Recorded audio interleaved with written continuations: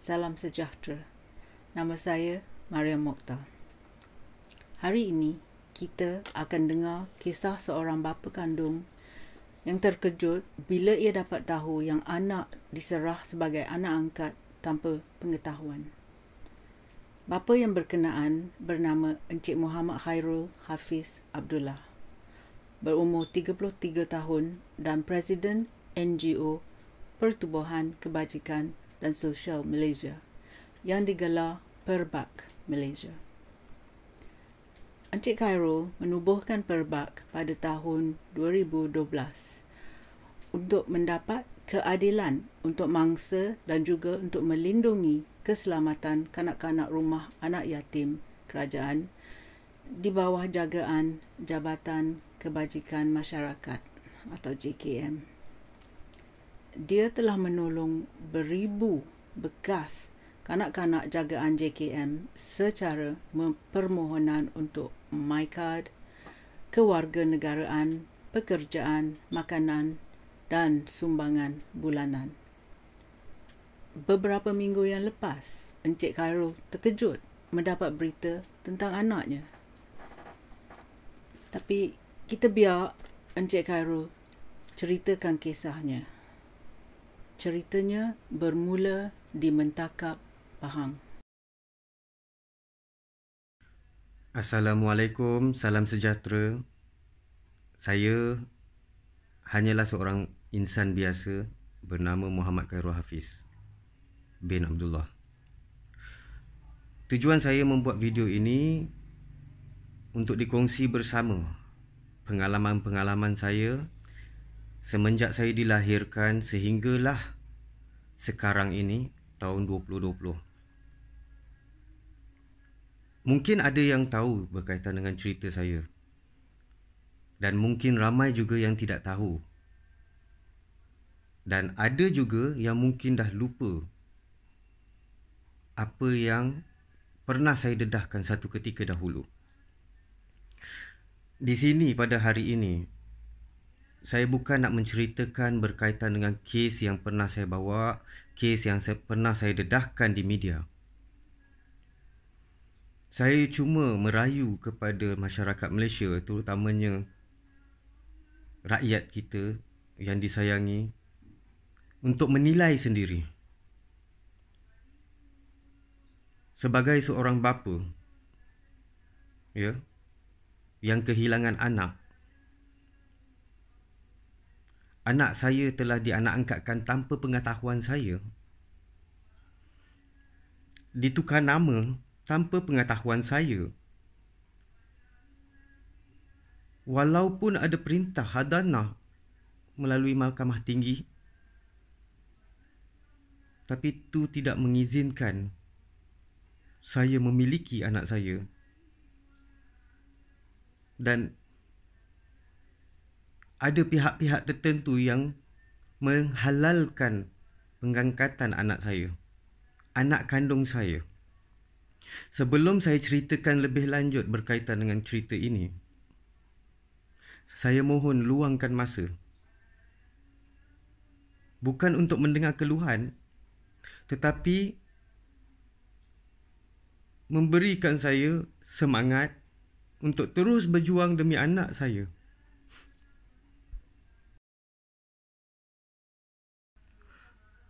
Saya cuma nak menceritakan bagaimana sejarah kisah hidup saya yang saya lalui ketika masih bayi sehingga sekarang.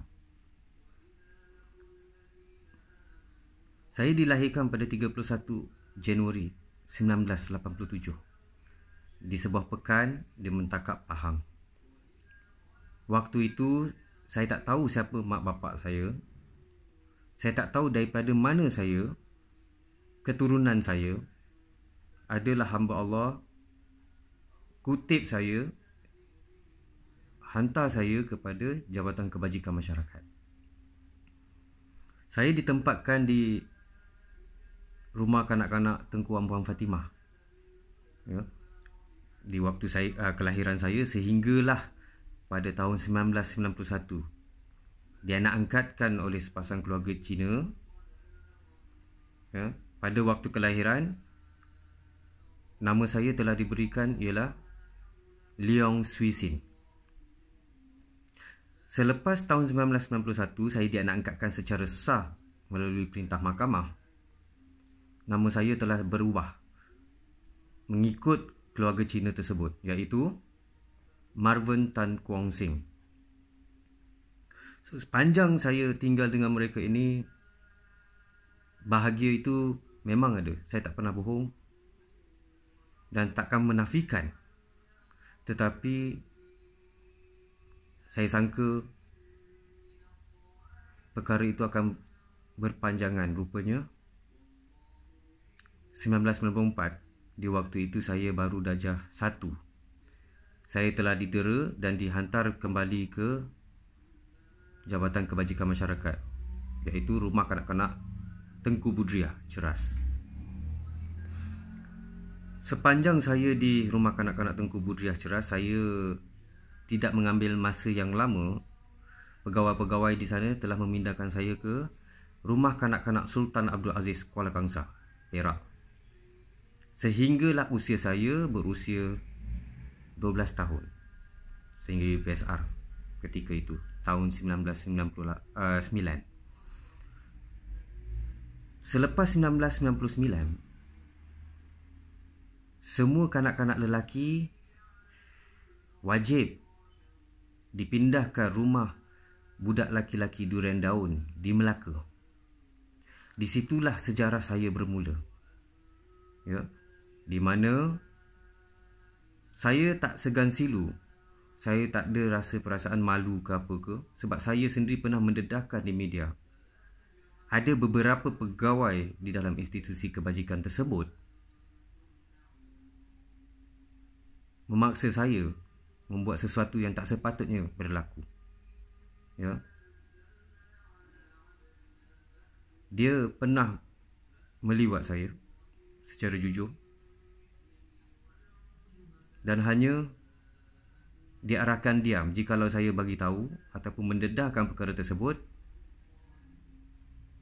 Kemungkinan besar untuk saya dihantar ke juvenile, ya, tinggi. Bila mana telah beberapa kali perkara tersebut berlaku di saat itu, saya membuat keputusan untuk melarikan diri. Di usia saya ketika itu baru 14 tahun. Saya meninggalkan institusi kebajikan di Melaka, bawa diri saya ke Kuala Lumpur selai sepinggang untuk menyelamatkan diri saya dan tak nak lagi terasa seperti susah saya nak jelaskan. Saya terasa terlalu bebas waktu tu. Ini bukan fitnah. Laporan polis telah dibuat berpuluh kali, tetapi tidak memihak kepada saya. Saya sambung cerita lagi sekali. Selepas kejadian itu, saya mengalami satu masalah yang terlalu besar, iaitu saya tidak mempunyai identiti diri. Saya tidak mempunyai IC, saya tidak mempunyai surat beranak. Waktu itu, selepas saya melarikan diri.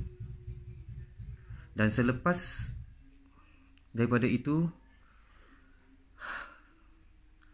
pada tahun 2004 ataupun 2005, saya kembali semula untuk mencari susu galur saya. Identiti saya. Siapa saya? Asal usul saya. Namun semuanya hampa. Saya diberikan taraf pemastautin sementara, iaitu IC hijau ataupun My Card hijau,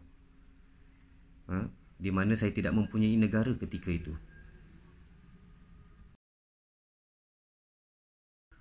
Pada waktu itu, saya teruskan mencari identiti saya. Saya ditolak seperti bola, ditendang ke sana ke sini daripada Jabatan Pendaftaran Negara Negeri Melaka. Disuruh saya ke Putrajaya. Putrajaya pula disuruh saya ke Kuala Kangsar ketika itu untuk mencari semua dokumentasi ataupun dokumen yang diperlukan. Saya bercerita keadaan ini untuk menjelaskan kepada masyarakat. Dan saya inginkan pandangan masyarakat, adakah saya tidak layak sebagai seorang anak haram, sebagai seorang yang dilabelkan sebagai anak tong sampah, sebagai seorang manusia yang digelar anak tak sataraf? Adakah disebabkan status-status saya ini yang membuatkan saya tidak layak untuk menjaga anak saya sendiri, anak kandung saya sendiri? Ini bukan kes penceraian. Ini adalah kes di mana arwah isteri saya meninggal dunia pada tahun 2009. Yang merebut anak saya itu adalah bekas kakak ipar saya. Soal perintah mahkamah, ya, daripada segi hardanah kekal, dia menang. Kakak ipar saya menang. Saya reda. Sebab saya tahu, sebagai seorang bapa, saya tidak mampu menjadi seorang ibu yang baik. Tapi sebagai seorang ibu, dia boleh menjadi seorang bapa yang baik untuk anak tersebut. Persoalan saya sekarang, bagaimana perintah mahkamah ataupun saya sebutkan ini, perintah hadanah kekal, iaitu daripada Mahkamah Tinggi Syariah Putrajaya, memberi hak jagaan kepada bekas kakak ipar saya.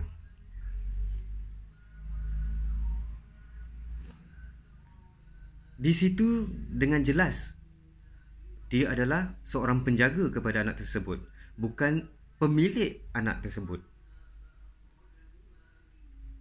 Saya masih juga bapa kandung anak tersebut.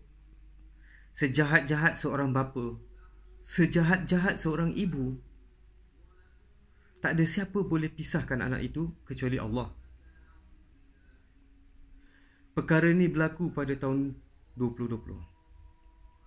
Ya, selepas saja menang hadanah kekal pada tahun 2011. Izin Allah, di mana ketika rakyat semua tengah susah dalam keadaan PKP, saya juga tak lari daripada kesusahan. Saya cuba memohon bantuan sara hidup secara online. Seperti tuan-tuan sedia maklum, puan-puan sedia maklum, kita perlu meletakkan anak-anak, ya, tanggungan kita, pendapatan kita, ya, semuanya yang lengkap untuk melayakkan tuan-tuan dan puan-puan lulus PSH. Di situlah sebenarnya bila mana saya sengaja ataupun saya tak tahu tergerak hati saya untuk meletakkan nombor IC anak saya yang beliau menang. Itu yang membuatkan saya terkejut. Bila mana saya telah memasukkan nombor IC anak saya, ia berbeza dengan nama yang saya berikan di waktu kelahiran. Maka berlakulah satu siasatan di mana saya menyiasat dengan pendaftaran negara dan saya dibuat seperti terlalu hina oleh Jabatan Jabatan Pendaftaran Negara. Ya, di mana bila saya tanya, ini adalah anak saya, nama sekian-sekian, kenapa boleh bertukar sekian-sekian? Nama yang berbeza. Mereka tidak boleh memberikan kata putus kecuali saya melantik peguam untuk tahu lebih lanjut. Sekarang saya tanya tuan-tuan dan puan-puan, adakah tuan-tuan dan puan-puan tidak layak untuk mengetahui apa yang berlaku terhadap anak perempuan? Tuan-tuan dan puan-puan,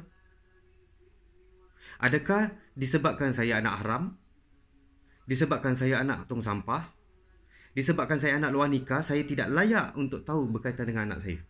Anak kandung saya, darah daging saya. Saya bukan marah, saya kecewa. Tolaklah dulu berkaitan dengan politik, berkaitan dengan apa yang telah saya dedahkan sebelum ini.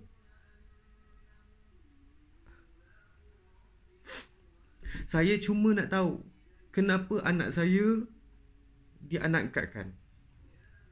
Tanpa pengetahuan saya, ditukar nama tanpa memanggil saya, tanpa memaklumkan pada saya. Adakah itu prosedurnya? Okay. Bila mana saya telah pergi ke Jabatan Pendaftaran Negara Putrajaya, mereka sendiri mengaku kesilapan teknikal telah berlaku. Itu yang pertama. Yang kedua, arahan pengangkatan datangnya daripada Jabatan Kebajikan Masyarakat. Saya nak tahu sangat-sangat. Saya merayu sangat-sangat pada Jabatan Kebajikan Masyarakat. Tolong bagi tahu saya. Adakah tuan, puan, datuk, datin, ya, atau apa saja pangkat yang ada dalam institusi JKM itu yang berkaitan dengan perkara ini, adakah kalian tahu anak itu adalah anak saya, anak kandung? Tuan-tuan dan puan-puan memberikan anak saya kepada orang lain, sedangkan perintah mahkamah dah jelas mengatakan dia hanya penjaga. Adakah mahkamah syariah itu low class pada pandangan tuan-tuan dan puan-puan?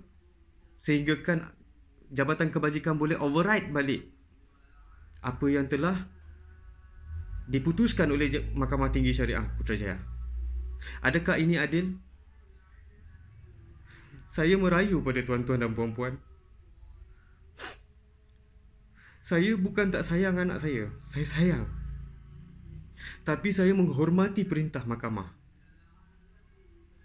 9 tahun saya menunggu. Saya mencari. Selepas beliau menang, kakak ipar saya menang kes itu, dia menghilangkan diri tanpa dikesan. Dan waktu itu saya bukan status warga negara. Saya adalah pemegang IC merah. Di waktu kejadian, saya disaman.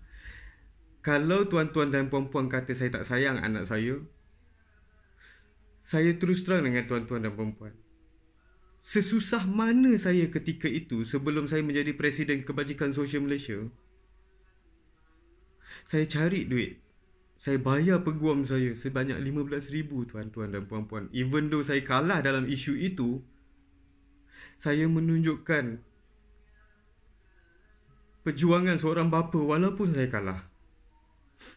Sekarang ni saya cuma nak tahu kenapa anak saya diberikan anak angkat tanpa pengesahan daripada saya, dan kenapa JKM Kebajikan Masyarakat boleh melangkaui kuasa mahkamah.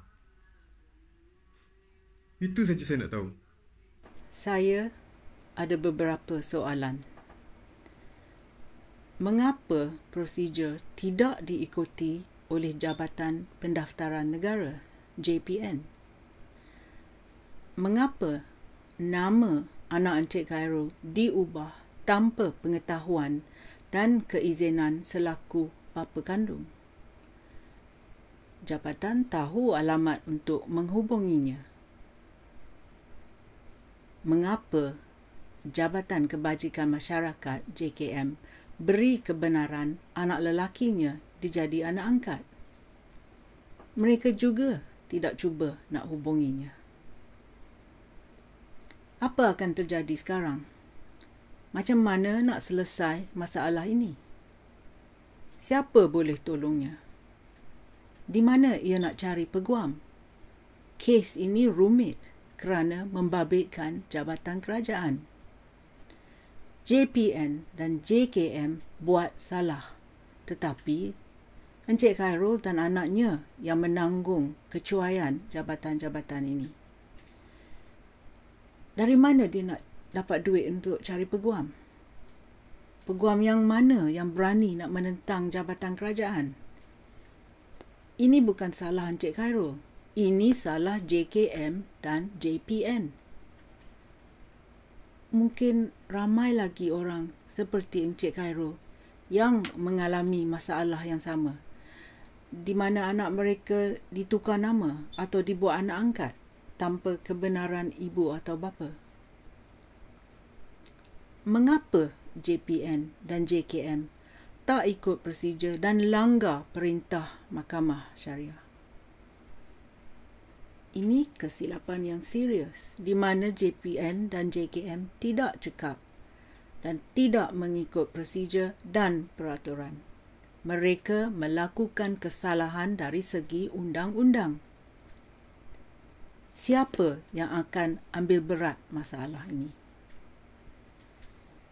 Kecuaian JPN dan JKM telah menyebabkan kehilangan hak bapa dan hak anak untuk menjalani kehidupan berkeluarga. Kalau anda telah mengalami masalah seperti ini, sila kongsi pengalaman anda. Terima kasih kerana sudi menonton. Jumpa lagi.